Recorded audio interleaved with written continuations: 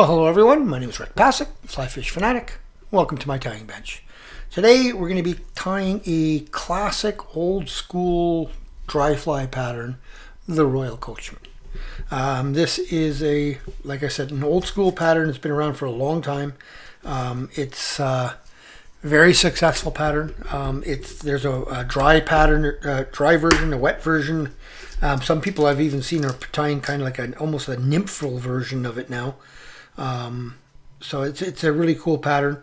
It holds a bit of a special place in my heart because it was my dad's favorite pattern. My dad's the guy that taught me how to fly fish, and actually when he passed away, we were under strict instructions not to bury him in anything expensive. So he had him cremated, and we buried him in a tackle box.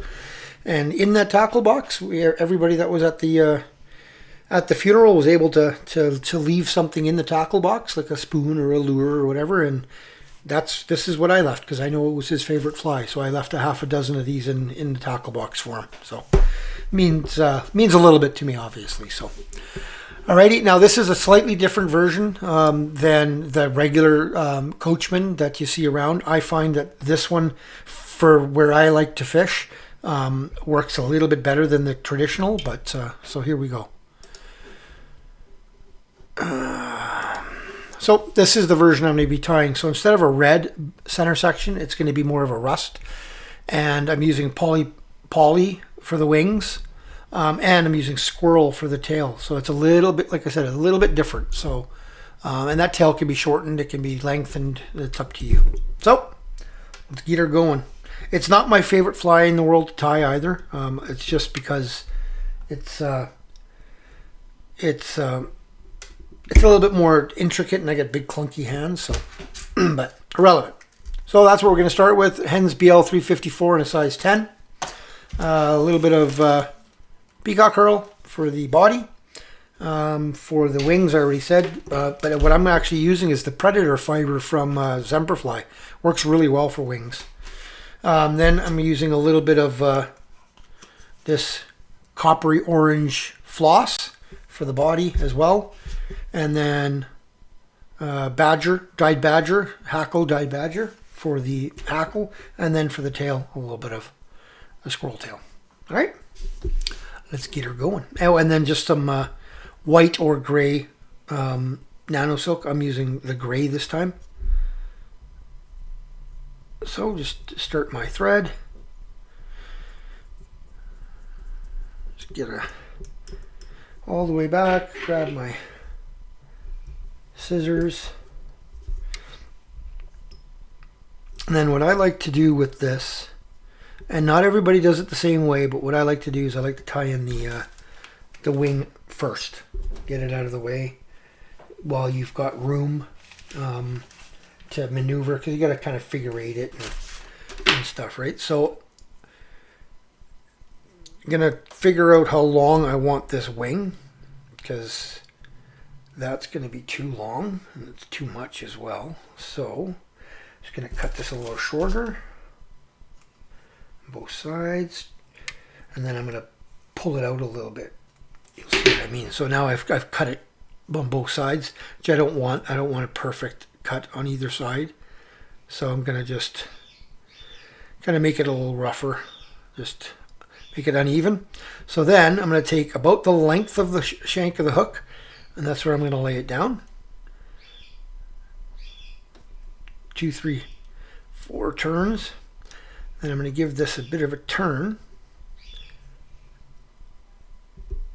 And this a bit of a turn. Just to get it started in the position that I want it. Okay. And then just going to kind of figure eight this. Figure eight it in place just so it doesn't move on you. You want to leave 2 to 3 eye gaps in front of the wing case that you're tying in. So I did tie that a little bit off center, but that's okay. I can always just rough cut it. Don't cut straight across because then it doesn't look natural. So I just kind of rough cut it. And then if there's any stragglers sticking out here, Just get rid of them. So, kind of lay that forward, out of the way.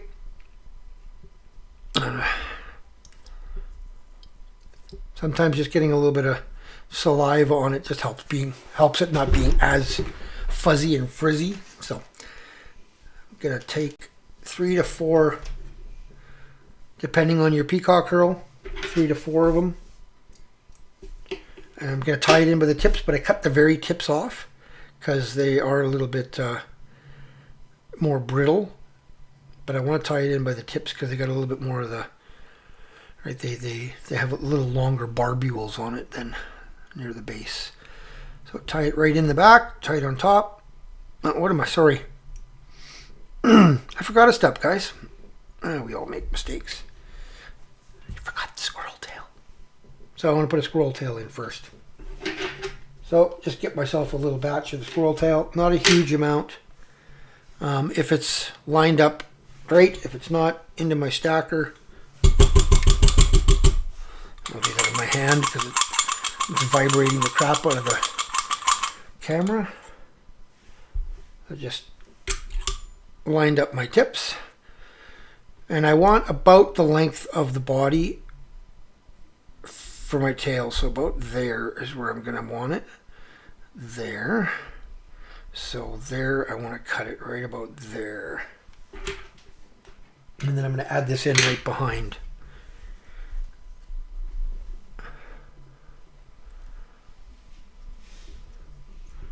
Okay, keeping this on top of the shank as much as possible.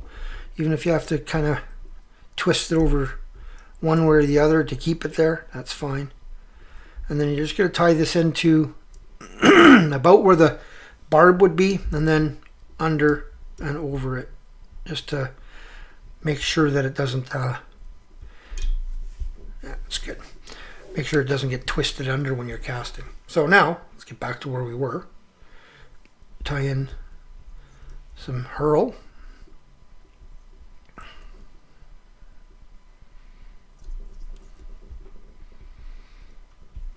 All the way back to the tie-in point of the tail. And then I'm going to come forward about 3 or 4 or 5 turns.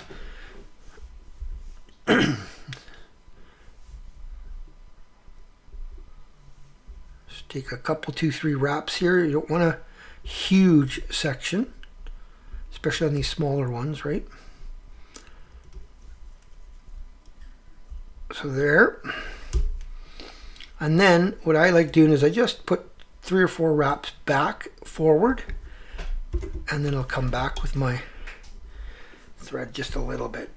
Then I'll take my piece of poly, my orange poly, even up the ends, tie it in right behind where I stopped there with the peacock. Bring this right back to where I stopped with the peacock for the butt section there, and then come back forward. Then I'll take my poly, wrap just a couple of strands, a couple of turns wide, that's it. And then I'm going to get back in there again, tie that in,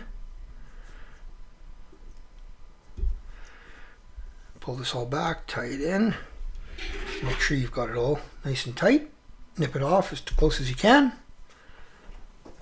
Any weird little stragglers like that, get rid of them.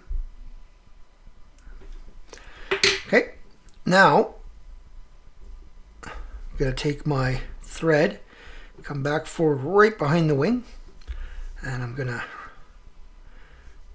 wrap 2 to 3 wraps there.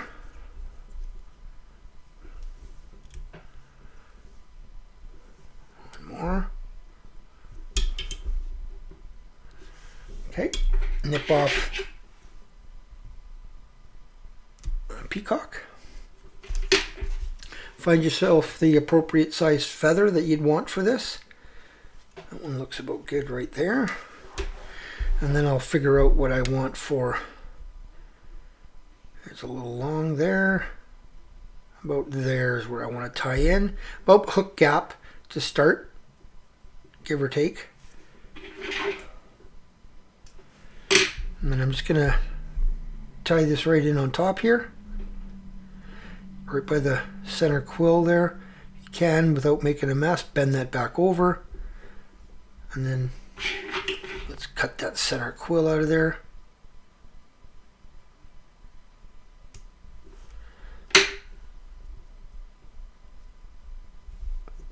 Make sure that's tied in. Bring my thread forward and up to the front. Give it just a quick little half-hitch whip finish, just to keep it so I can keep my thread out of the way and not have to worry about knocking it off there. So now I'm gonna just make sure I bend that a bit so I don't break it as good as I can. Just gonna put 3-4 wraps right behind here, and then I'm gonna come and grab it again, slick back all my everything there, and get in front of it. 2, 3. Try to see if I can get one more there. Yeah, one more. 4.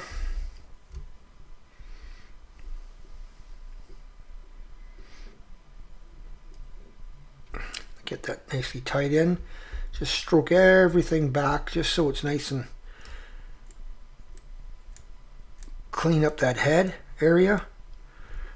5 or 6 turns there. Grab my whip finisher. Again, try to make sure all that stuff is back. Whip finish. Hold tight on your thread. Nip off that piece. Ready to thread. Get your wings back up.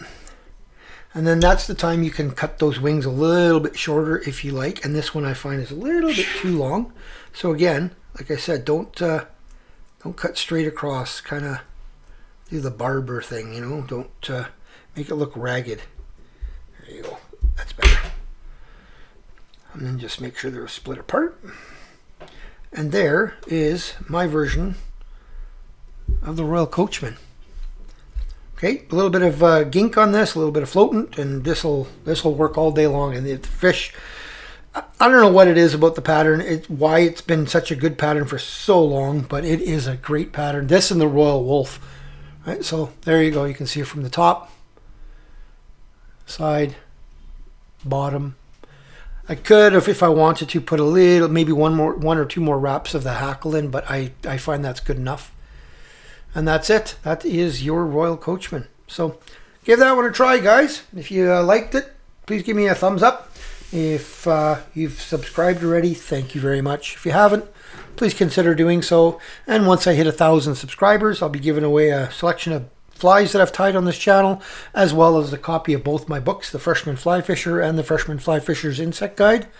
So yeah, just spread it around, get people to come over and have a look. And you know, I'm all about educating and helping people out and learning myself. I'm constantly on these on other people's YouTube pages and learning. So you know, go if you haven't, if you're new, go check out guys like Dave McPhail and Lindsay Simpson. Those guys are masters, and you'll learn a lot of small little techniques and little hints from them. So, all right, tie lines, everyone.